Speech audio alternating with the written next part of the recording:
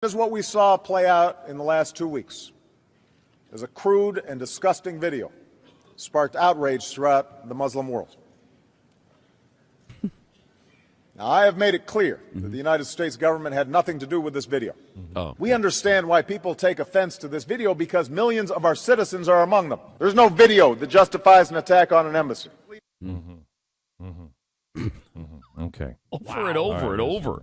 He talked about the video. Over and over again. She should totally start watching the news. He spoke about it at the funeral when they received the bodies home. He talked about it over and over and over again.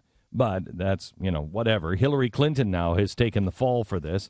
Hillary Clinton, just ahead of the debate tonight, she's taken the fall now for Libya.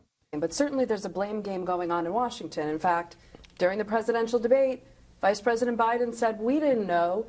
White House officials calling around saying, hey, this is a State Department function.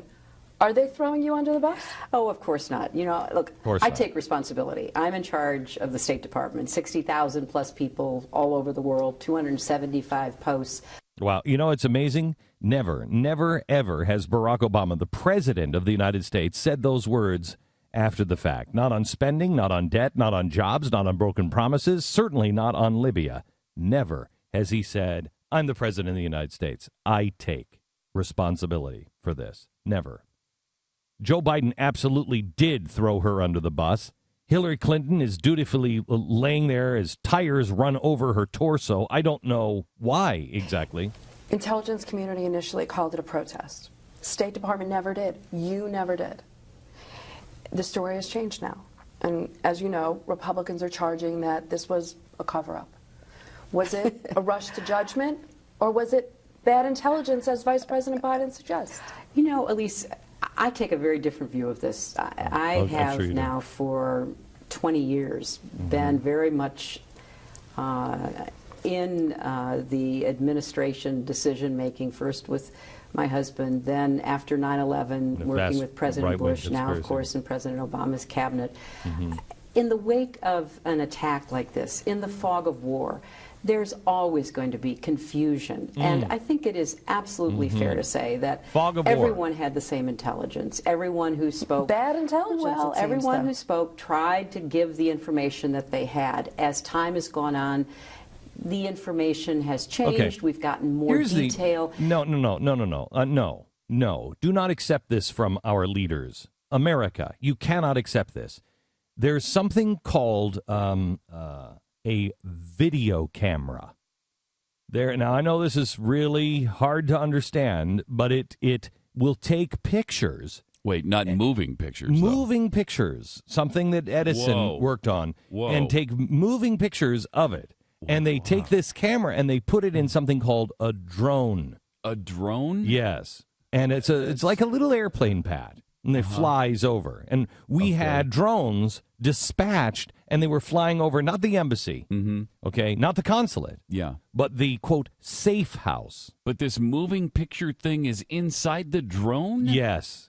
Okay, and what does it do? It beams that moving picture. It flies over the but you have safe house. It shows the moving picture, but you have to be right there where the drone is. Right, and nobody was. It beams it up to something called a satellite. A satellite. So you have to be sitting in the satellite. No. Then that satellite beams it down to a ground station.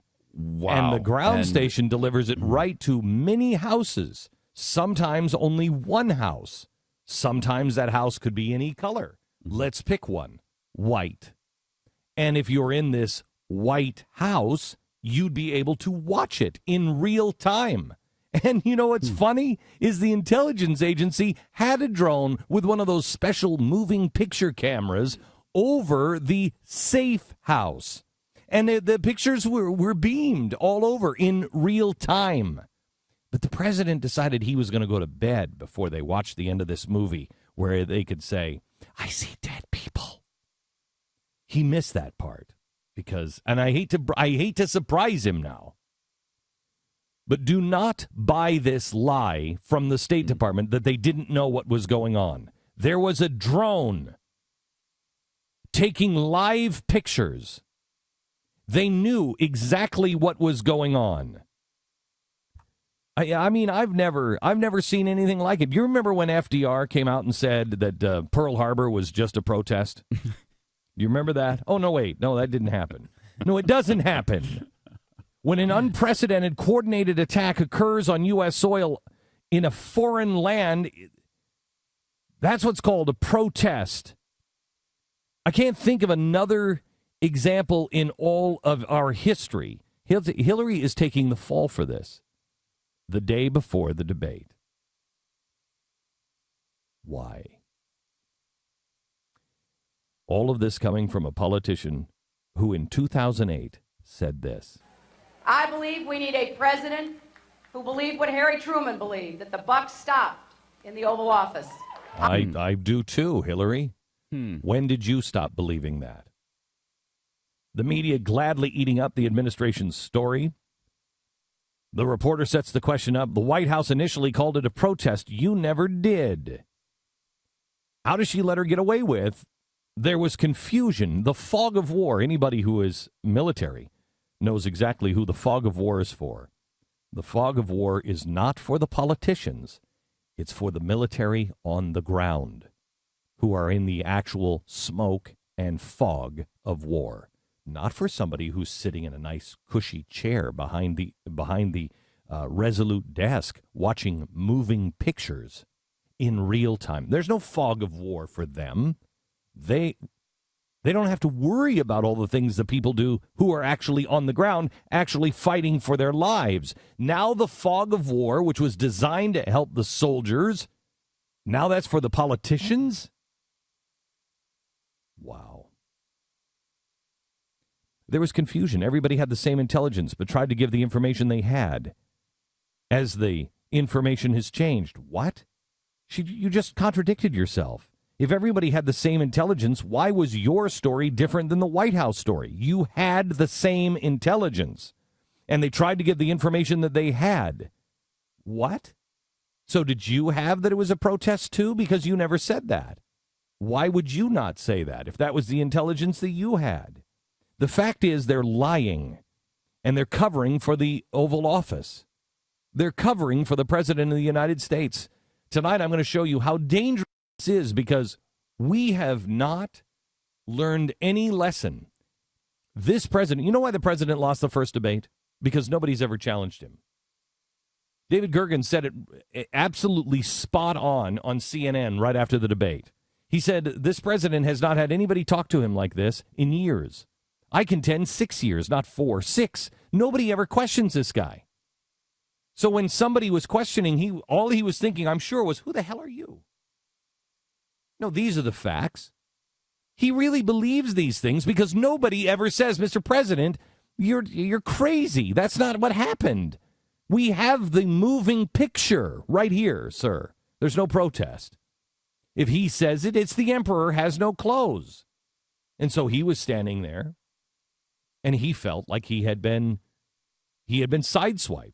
I can guarantee you he was pissed at Mitt Romney. Who are you to speak to me like that, you little worm? It's the press that has made him. It is the press. There is nothing behind that suit, gang. I'm sorry. The most intelligent man ever, most intelligent man ever cannot even hold a debate with a guy who was so stupid he tied a dog to his roof of his car. He's so stupid he cannot handle a debate without a teleprompter. He can't handle anything without a teleprompter. You know, for a president to give an important speech and use a teleprompter, that's one thing. I understand, State of the Union. You got to give a good speech. I understand that, but never able to give a speech. Sitting in a classroom with kids. You remember that picture? Sitting in a classroom with kids with a teleprompter. What the hell is that? This guy is completely unable to be able to conduct his own life without a teleprompter.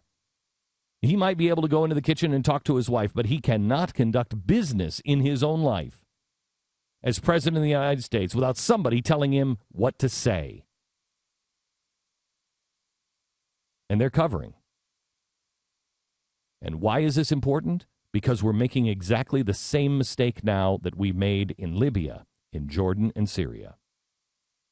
We are giving arms to the rebels. We are giving arms to Al-Qaeda and Muslim Brotherhood people.